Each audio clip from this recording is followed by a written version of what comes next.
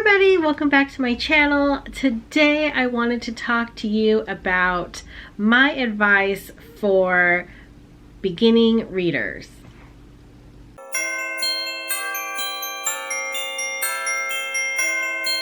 So if you're new to my channel, then let me just tell you that this year I decided to make it the year that I got back into reading. I used to not read like as much as some really avid readers, but I used to read more often than I had been in recent years, meaning I didn't really read at all in the past 4 years or so. And this year I really wanted to get back into reading and make it a priority for myself. And then on top of it, I decided to document that journey on YouTube. So I don't know, I thought that it might be fun to do a quick video about some advice that I might have for beginning readers or readers that are just getting back into reading, maybe newbies, if you will. So one thing that I learned is to try and not be overwhelmed with all of the different options that you have for books. Sometimes when you haven't read in a while, it's really hard to know what you may or may not like.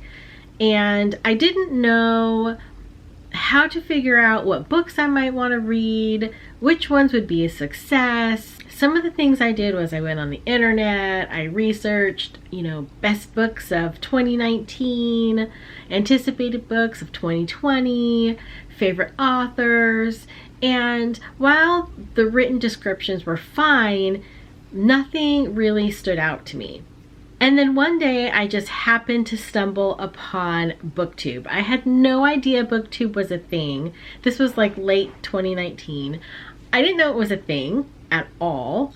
I mainly just used YouTube to watch mukbang.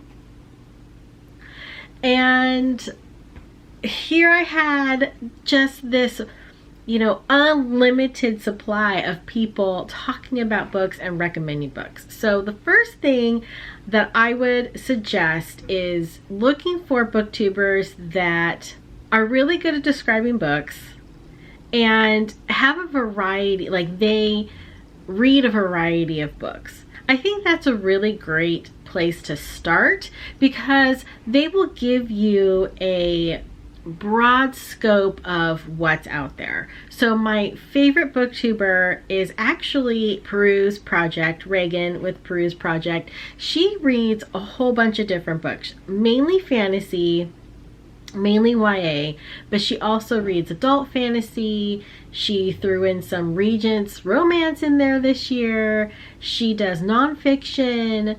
She has read some suspense, which isn't my favorite, but she does it. She reads middle grade. She reads some contemporary, so it's a good broad introduction, if you will, of some of the different things that are out there. I found that the descriptions of books were really what got me interested in reading some of the books and putting them on my list of books that I was interested in reading, and it really helped me get a starting point of where to look and where to focus my reading journey. Let's not also forget your tried and true people that you have in your life that might have some good book recommendations. If you know somebody that likes to read, whether they avidly read or read every once in a while, maybe they read 5 books a year, maybe they read 50 books a year, it doesn't really matter, but if they've read a book, chances are they can recommend a book for you as well. Hopefully these people know you well enough to know which books you may or may not like. Another thing that I learned during my year of reading is not to be discouraged when you read a book you don't really like that much. In the past, what would happen is I would pick up a book and not really be into it, and I wouldn't want to read ever again. It was just like, I heard this book was so good and I don't really like it, and it was really discouraging. And what I learned this year is that will happen. It will happen. There are so many books out there, so many wonderful stories to read, and unfortunately, you're not going to like all of them. And give yourself the freedom to DNF or do not finish the book. If you're just not feeling it, just put it down and go for something else. It's okay. Give yourself some forgiveness. It happens. It doesn't mean that the book is bad or the author is bad or the story was bad. It really just means it just wasn't right for you. Another thing that I learned, especially also being on BookTube this year, is don't compare your reading to anybody else's. I have learned that I just don't have the time to read as much as I feel like any other booktuber. I read really, really slow, and I don't always have spare time to sit down and read a book.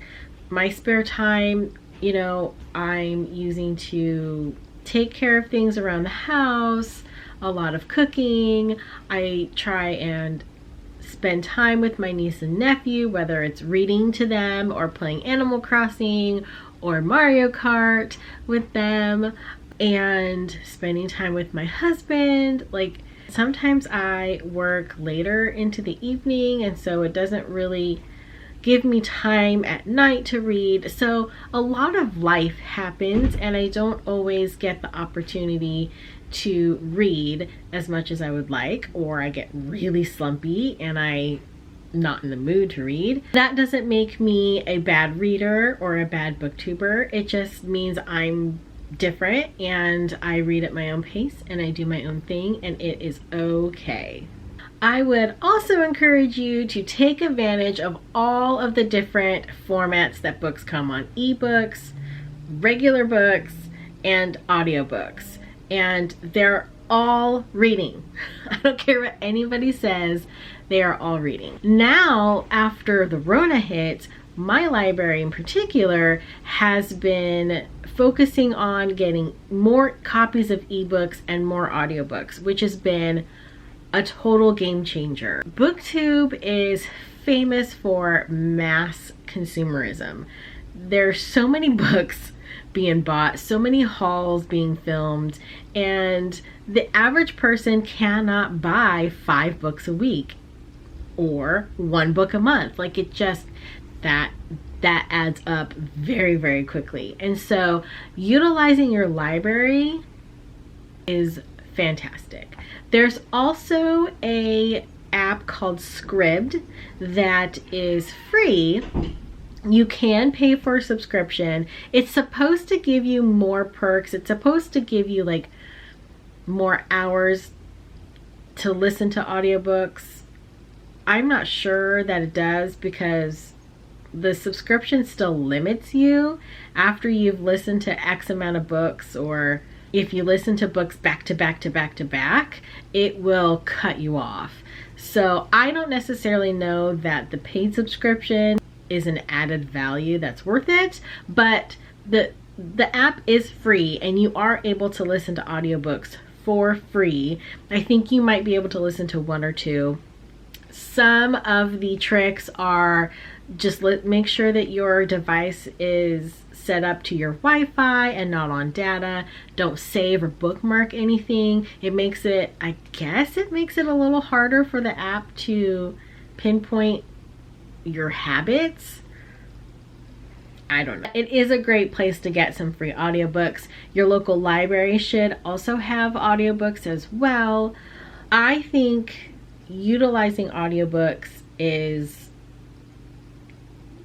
something that I guess is a little controversial. Some people are, you know, of the train of thought that an audiobook isn't reading. I beg to differ. I do. I beg to differ. There are people that have to multitask, that have to get some things done, and why not put on an audiobook while you're doing it? You're still spending time reading while you're doing something else. And I think sometimes that's the only way people can experience a book. So I'm not gonna knock anybody for using an audiobook. I think most of the books that I read this year are probably on audio. It just is what happened to work this year. And I think that if that is how you need to do it so that you can experience a book, that is what you should do. Another thing that I wanted to talk about is prioritizing. If you've seen any of my past videos, I have done some TBRs or to be read lists for the month where I picked X amount of books, whether I was trying to participate in an online readathon or they just happened to be books I wanted to get to during the month, and I tried my best to prioritize to focus my reading. It was hit and miss because I'm a huge mood reader, and sometimes I will have a list of 5 books that I really want to read, probably read one, and then my mood will change and I'll want to read something completely different that wasn't on my list. 1, forgive yourself for doing that, but 2, figure out if that will even work for you. So you can prioritize a couple books that you want to read during the month and do your best to get to them. But if you don't want to read them, give yourself the freedom to choose something else that you are interested in. Give yourself that flexibility, because if you don't, you might find yourself in a reading slump. You might find yourself feeling bad that you're not reading the book that you prioritize, but it's okay. Reading is supposed to be fun. Another piece of advice is to expect the reading slump. It's going to happen. I was really hoping that it wouldn't happen to me this year. Coming out of a 4-year reading slump, I didn't want it to happen. I wanted to be reading all year long and I was gonna go, but honestly, it happens. Don't give up on your reading journey. Don't give up on books. There's always going to be a book that you're going to enjoy. And I think my last piece of advice is to find a place that you enjoy reading in. Make yourself a little reading nook, get a cozy blankets and some quiet time, get a cup of tea or a cup of coffee with a pastry and you're good to go. Well, I think that's it for my advice. I don't know if any of this information will be useful at all. I just thought it would be kind of a fun video for me to do. My whole thing this year has been to get myself back into reading, and these are just some of the things that I have found along the way this year. Let me know in the comments below what your reading journey is like. I'd like to know and have a little chat with you about it, and I will see you in the next video. Bye!